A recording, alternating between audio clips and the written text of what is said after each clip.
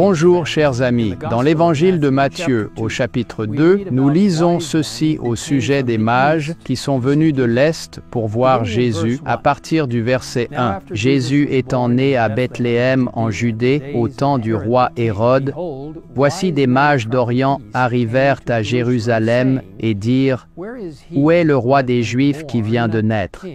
Car nous avons vu son étoile en Orient et nous sommes venus pour l'adorer. »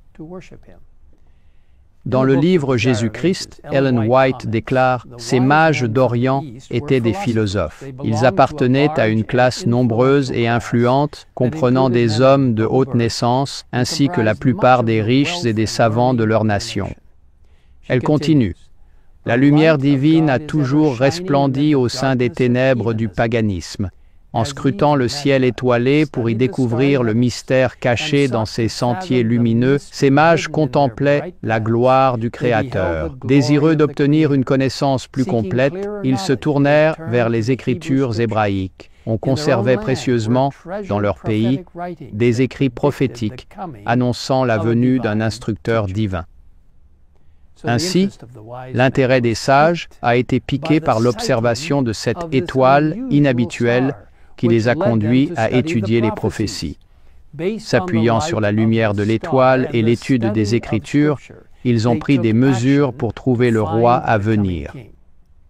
On nous dit que cette étoile lumineuse qui s'attardait dans les cieux n'était ni une étoile fixe, ni une planète, mais plutôt un groupe d'anges resplendissants se tenant à distance.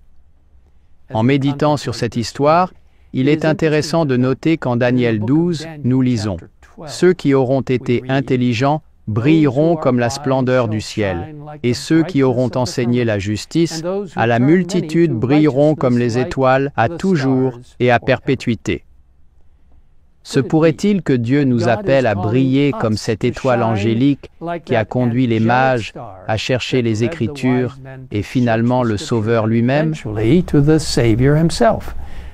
Dieu nous appelle à tendre la main à tous les peuples du monde. On nous dit, en un sens tout particulier, les adventistes ont été suscités pour être des sentinelles et des porte-lumière.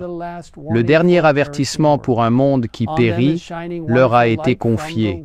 Sur eux brille une lumière merveilleuse provenant de la parole de Dieu. On leur a confié une œuvre d'une importance des plus solennelles, la proclamation des messages des premiers, deuxième et troisième anges. Aucune œuvre ne peut lui être comparée. Rien ne doit en détourner notre attention. Mes frères et sœurs, permettons à Dieu de faire briller sa lumière à travers nous, alors que nous tendons la main aux autres par l'implication totale du membre, en partageant la vérité en Jésus. C'est maintenant le moment, impliquez-vous aujourd'hui.